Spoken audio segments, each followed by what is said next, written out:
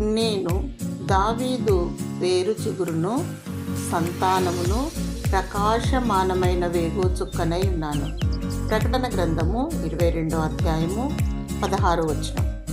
యేసు అను నేను నా దూతను పంపితిని అని చెప్పిన ప్రభువు తదుపరి తాను ఎవరని కూడా తెలియచేయుచున్నాడు. ఆయన ప్రకాశమానమైన వేకువ చుక్క. సముద్ర ప్రయాణంలో నావికులు వేకువ చుక్కను చూచినప్పుడు బహుగా ఆనందించుదురు.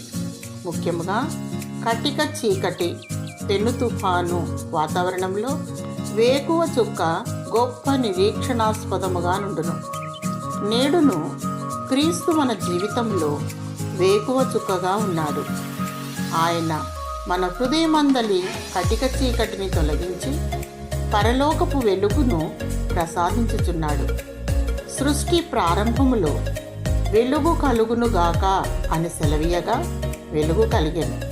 అది అంధకారంలో నుండి వెలుగు ప్రకాశించునుగాక అని పలికిన దేవుడే తన మహిమను గూర్చిన జ్ఞానము యేసుక్రీస్తునందు వెల్లడిపరచుటకు మీ హృదయములలో ప్రకాశించెను. దేవుడు నిన్ను ప్రేమించి విశ్వాస యాత్రలో విజయమిచ్చునుగాక.